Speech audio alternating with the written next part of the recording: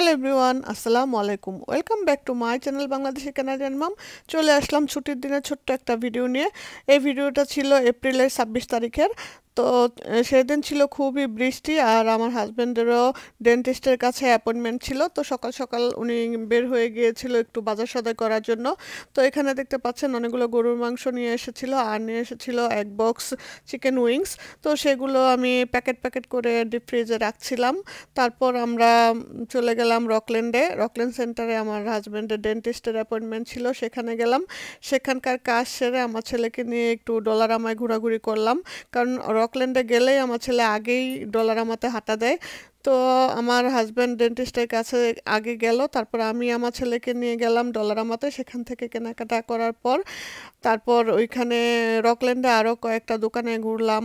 তারপরে বে স্টোরে গেলাম, H&M একটু ঘুরলাম, অনেকগুলো স্টোরে গেলাম। তো সব জায়গার তো আর ভিডিও করা হয় না, মাঝে মাঝে ছোট ছোট ভিডিও ক্লিপগুলো সংগ্রহ করে রাখি আপনাদের সাথে শেয়ার করে আমার আপডেট জানানোর জন্য।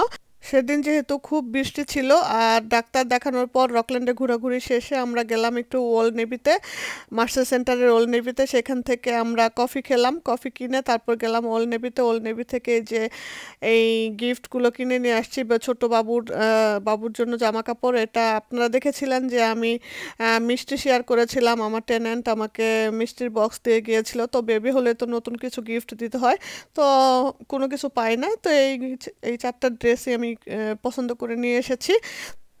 তো ডাক্তারের অ্যাপয়েন্টমেন্ট, বিভিন্ন শপিং, ঘোরাফেরা করার পর আমরা বাসায় চলে এসেছিলাম। বাসায় এসে একটু রেস্ট নেওয়ার পর আমার হাজব্যান্ড বলে, চলো তোমাদেরকে একটা লং ট্যুর দিয়ে নিয়ে আসি, এই বৃষ্টির মধ্যে খুব মজা হবে। তো যেই কথা সেই কাজ, চলে গেলাম আমরা একটা লং ট্যুরে। বৃষ্টির মধ্যে গান শুনতে শুনতে লং ট্যুর দিতে বা লং ড্রাইভে যেতে কিন্তু খুবই ভালো লাগছিল।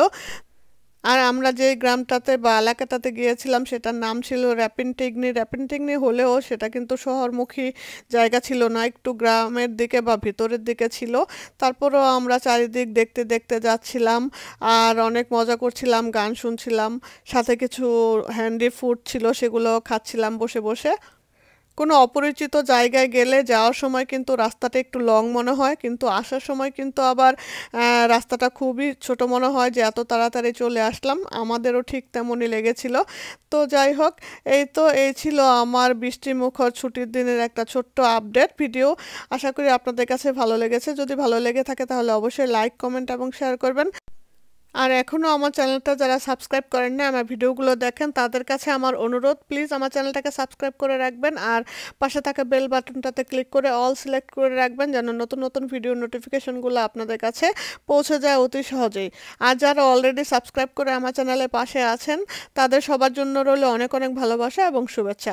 আবার দেখা হবে এরকমই নতুন কোনো ভিডিও নিয়ে, নতুন কোনো ব্লগে। সেই পর্যন্ত আপনারা পরিবারের সবাইকে নিয়ে ভালো থাকবেন, আর আমার পরিবারের জন্য দোয়া করবেন।